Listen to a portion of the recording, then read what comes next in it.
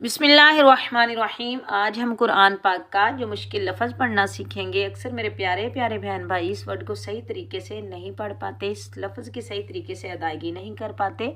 चलिए पढ़ना सीखते हैं। हम कैसे पढ़ेंगे?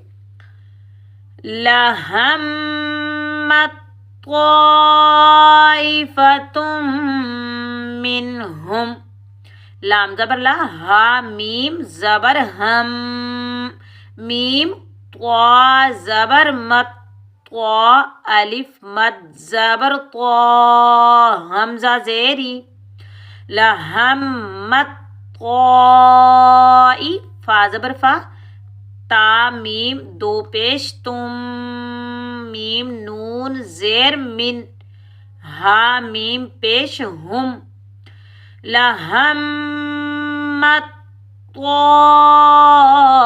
ताइफतुम मिनहुम।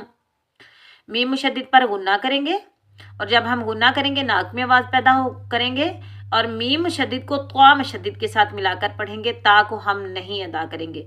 मुशद्दिद हरफ को मुशद्दिद हरफ के साथ मिलाकर पढ़ेंगे, बगैर खींचे पढ़ेंगे। त्वा हरूफ मुस्ताइला में से आ रहा है तो त्वा को हम मोटा पढ़ेंगे। बड़ी मद्दे मुत्तसिल वाजिब को 5 अलिफ की मिकदार में खींच कर अदा करेंगे। ता को मीम मुशद्दिद के साथ मिलाएंगे और इस मीम मुशद्दिद पर भी गुन्ना करेंगे।